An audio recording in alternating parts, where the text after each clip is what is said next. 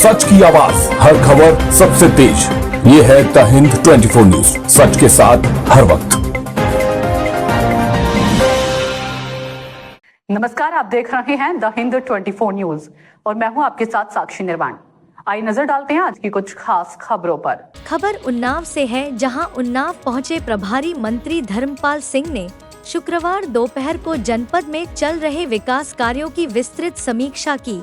इस बैठक में जिलाधिकारी घनश्याम मीणा सहित विभिन्न विभागों के अधिकारी मौजूद रहे। मंत्री ने योजनाओं की प्रगति, निर्माण कार्यों की स्थिति और जन कल्याणकारी योजनाओं के क्रियान्वयन पर चर्चा की।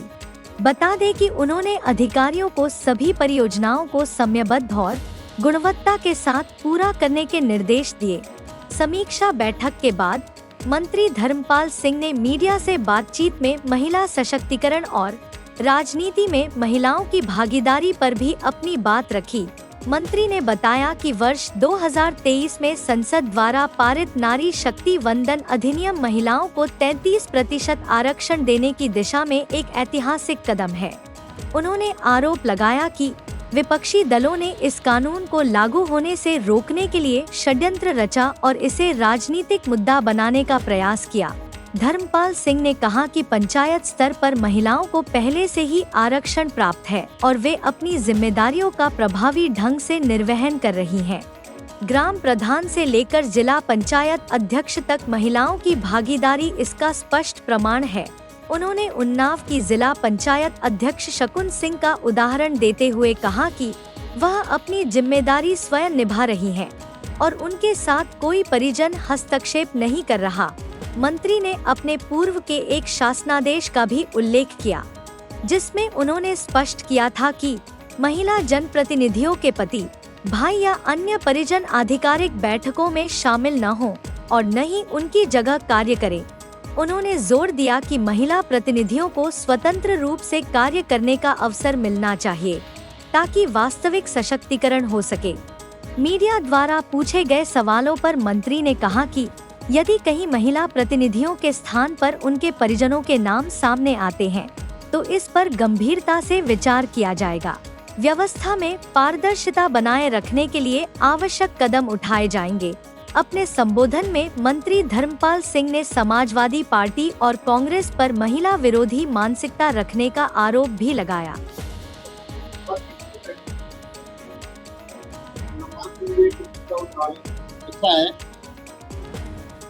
आपके सवाल में अभी मैं पंचायती राज मंत्री था तो एक शासनादेश दिया था कि कोई भी व्यक्ति पति, भाई, भतीजा, बेटा, महिला प्रतिनिधि को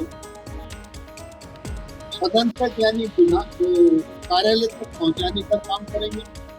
उनके बैठेंगे नहीं। साथ में आपका उदाहरण यहाँ भी आप देख सकते हो, जिला पंचायत अध्यक्ष जिनका ना कोई भाई रहता है, ना कोई बेटा रहता है, ना कोई और रहता है। ठीक इसी तरीके से आपने जो सवाल किया है इस पर हम चिंता करेंगे। ऐसा ना हो कि प्रतिनिधि में भी पति ना हो तो आपको उनका नाम आता है। ऐसा सरकारी आगे देखिए, ये महिला जो सदन में 2023 नारी शक्ति वंदन अधिनियम पारित 2023 और 24 में विपक्ष ने इसलिए विरोध नहीं किया क्योंकि चुनाव में जाना। 24 में ये विरोध करते तो नारी शक्ति उनको जवाब देने का काम करती है। अब जब 2023 में नारी शक्ति वंदन अधिनियम सदन में पारित हो गया, अब लागू करने का समय आया तो विपक्ष ने पूरी तरीके से षड्यंत्र रचकर इसको फेल करने का काम किया है। आज इसी में कांग्रेस, समाजवादी पार्टी, विपक्ष की मानसिकता महिला विरोधी है। ये कोर्ट विपक्ष जो है कोटे के भीतर धर्म आधारित आरक्षण की मंशा उठाकर प्रक्रिया को टालने की कोशिश कर रहा था और उन्होंने इसको टालने की कोशिश की थी। कोटे के अंदर कोटे का कुछ नहीं होता। भारतीय जनता पार्टी मैंने सरकार और माननीय गृह मंत्री ने स्पष्ट कहा कि सपा या कांग्रेस यदि अपने कोटे में किसी को छोड़ेंगे तो आपत्ति नहीं है। माननीय प्रधानमंत्री जी ने ये भी कहा कि संपूर्ण विपक्ष इसको राजनीतिक मुद्दा ना बनाए, इसका श्रेय सबको लेना चाहिए, महिलाओं को सबको सम्मान करना चाहिए, ये कानून लागू हो जाना चाहिए। और ये कानून कोई नया लागू नहीं हो रहा था, ये पंचायतों में 33% आरक्षण लागू हो गया। महिलाओं ने बहुत अच्छे ढंग से कानून का अनुपालन कराने का काम किया।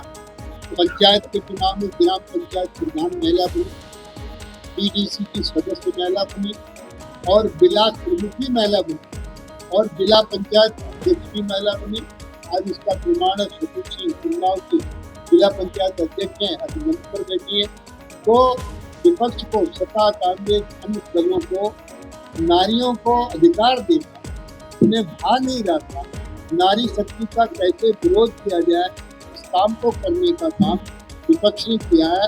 इसी जन आक्रोश को लेकर आज मैं उन्नाव में प्रभारी मंत्री के नाते आज भारतीय जनता पार्टी के कार्यालय पर अपार संख्या की संख्या में महिलाओं को संबोधित करने का काम किया और महिलाओं ने ये निर्णय लिया है 2027 के चुनाव में समाजवादी पार्टी कांग्रेस को इसका करारा जवाब देंगे और इनका हराकर सूखा साफ कर देंगे। इस तरीके से महिलाओं का अपमान करने का काम सपा कांग्रेस अन्य दलों ने किया है, इसका जवाब 2027 में मिल जाएगा। क्योंकि इसमें आप सवाल करेंगे इसमें जल्दी क्या थी? जल्दी इसलिए थी 2029 में लोकसभा का चुनाव हुआ।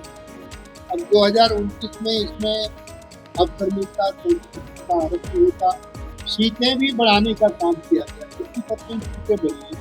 जैसे उन्नाव में लोकसभा की एक सीट, अब वो 35% का आरक्षण लागू हो जाता तो उन्नाव में लोकसभा की 2 सीटें हो जाती, तो कोई किसी को दिक्कत नहीं थी। समाजवादी पार्टी कांग्रेस ने महिलाओं के अधिकारों पर विरोधाभास किया है। ये महिलाओं के लिए कोई उपकार नहीं था, ये उनका अधिकार था। इस अधिकार को देने में कोई कृपा नहीं की जा रही थी कि विपक्ष ने एक तरीके से प्रजातांत्रिक विरोधी काम करके और महिलाओं के अधिकारों का हनन किया है। महिला शक्ति इसका जवाब देगी। आज प्रदेश में और देश में आक्रोश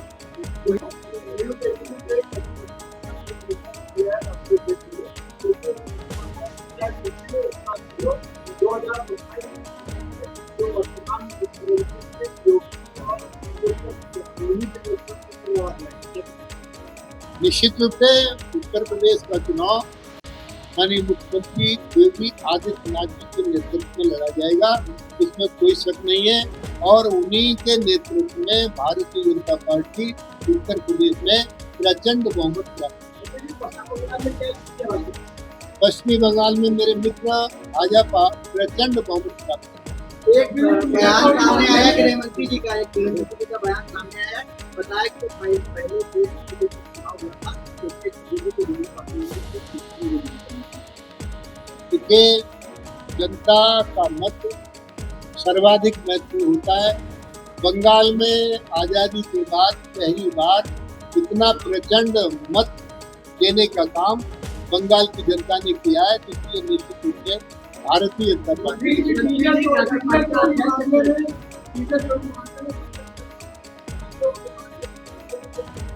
राष्ट्रीय मुद्दे पर बात करें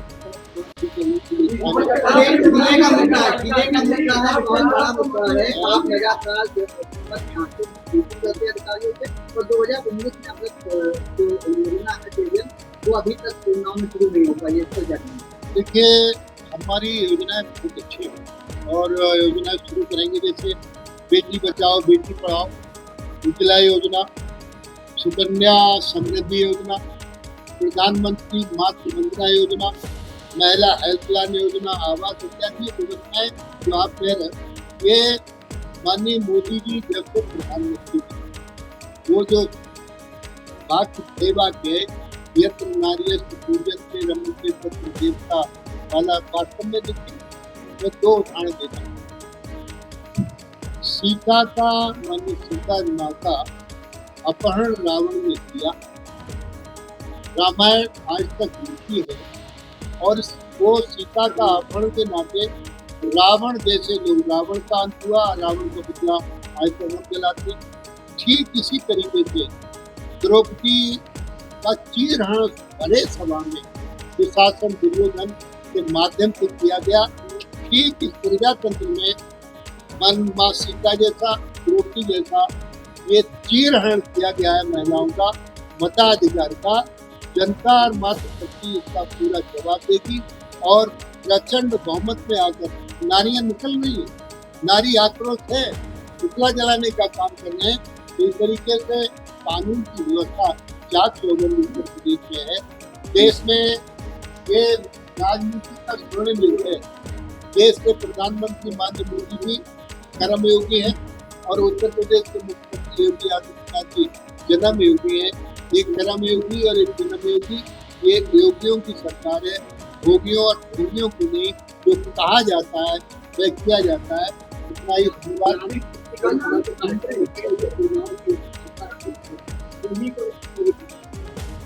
मेरे ख्याल अभी बैठी नहीं अभी बैठी थी, आपकी बात में जब नहीं है। उन्होंने प्रश्न उठाया, आप हमको बोले बात कर, आप हमको बोले। मेरा सवाल ये था, प्रधानमंत्री की योजना है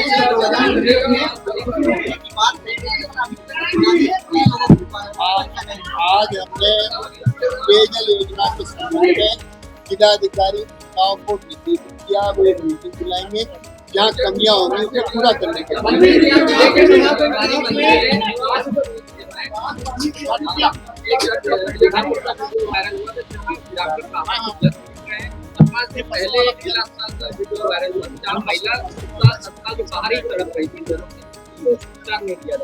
सीएमओ को उनसे कहा गया है विचार करने में कोई कोताही न बरते और जो संचारी रोग हैं उन लोगों को निदान करने के लिए टीकाकरण का काम करना है, छिड़काव का काम करना है, बाकी चीजें स्वच्छता सफाई पर ध्यान देना है। ये निर्देशों का इसके बाद नहीं। मंत्री जी प्राइमरी टीम वहाँ मौके पर डॉक्टर सही टाइम पे पहुँचते हैं और दवाइयाँ तो बाहर से लिखी जाती हैं, यहाँ तक बाहर से लिखे जाते हैं। देखिए दवाइयों की कोई कमी नहीं है, डॉक्टरों की उपलब्धता रहेगी। देखते रहिए द हिंद 24 न्यूज।